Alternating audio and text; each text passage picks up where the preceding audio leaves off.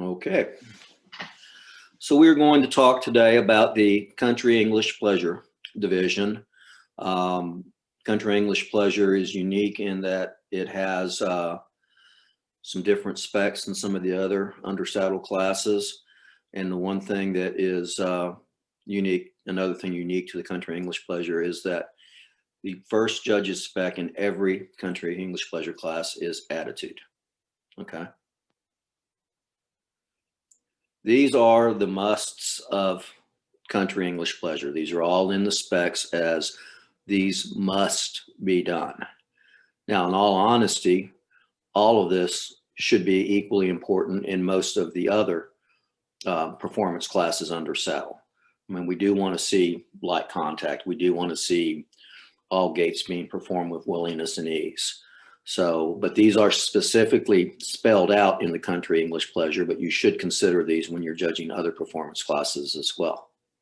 Okay. This is the Country English Pleasure chart. We developed this chart to give our exhibitors and our judges an idea of how much they should penalize certain things. You know, what is considered a good maneuver, what is a minor fault versus what is a major fault. And then we also have elimination categories. Minor faults might not necessarily affect a horse's placing. Major faults should affect a horse's placing, and an accumulation of major faults should put the horse down at the lower end of your card or completely off your card, depending on what's happening. So this is just a reference point to enable everyone to prioritize what they should be considering as a minor versus major fault versus elimination. We want to judge to the positive. So, like I said earlier, minor faults don't necessarily have to affect the placing. Okay. Country Pleasure chart is currently, this slide says it is a guideline. Country English Pleasure chart has actually been included in the USCF rulebook.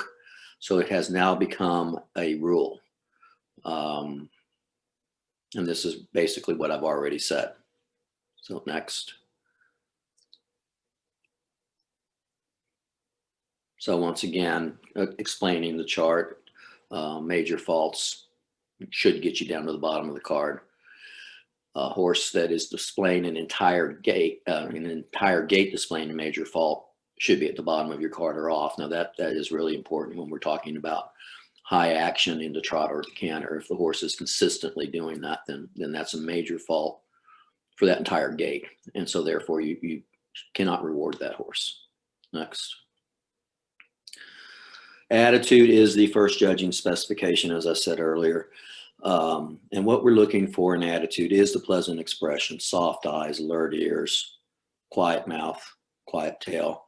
We want to see a horse that's responsive to the rider's cues, responsive to everything that's being done around it, attentive, but not overly excited or on the muscle. Next. This is a horse that displays what I would call a good attitude. Very attentive ears, nice soft eye, quiet mouth, loose contact on the rein. Next. Angry ears are considered a major fault because that's displaying the horse displaying a bad attitude. And I think we'll see that in the next slide. There's nothing pleasurable about a horse that's looking like this. Many times the horse is being forced beyond what it can do. Maybe the horse just has a bad attitude to begin with. But even if the horse is doing everything else appropriately, if it's going around with ears like this, that's not a Country Pleasure horse. And quite honestly, I wouldn't want to reward that in other performance classes as well. Next. Quiet mouth and tail, these are in the musts categories. I want to point out one thing in specific is a crooked tail is a conformation fault. That is not considered a performance fault. So if you're getting down to the conformation category in your specs, that's where you would address a crooked tail. It's not very eye appealing, but don't consider a crooked tail as a major fault because it is not considered, it is a minor fault. Next. Here we've got a horse with, unattentive ears, angry ears, and also a very resistant mouth.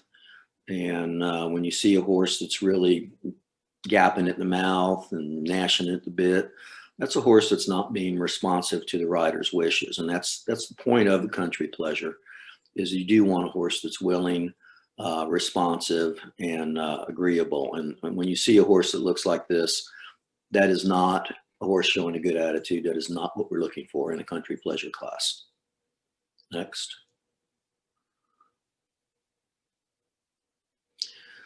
So the conclusion is we need to be sure that we are following the specs in a country pleasure class and make sure that we are always evaluating attitude first. If we follow our specs, the presentation of our horses should improve. And as that improves, our country pleasure classes will get back to what they were meant to be. The common thing that I hear is, well, there's a horse that's a little bit on the muscle, or there's a horse that's cantering a little too high. They say, well, it's the best horse in the class. Well, it's not necessarily the best country pleasure horse in the class, and that's what we should be looking for, is the best country pleasure horse. And sometimes if a horse is in the wrong division, we don't need to reward that horse. That would be very much like a hunter horse showing in Western tack when it's truly a hunter. It's not a Western horse. An English horse showing in a country pleasure class, exhibiting high action, bad attitude, it's not a good country pleasure horse. So we need to make sure that we are judging by the specs and following what we need to do. Okay.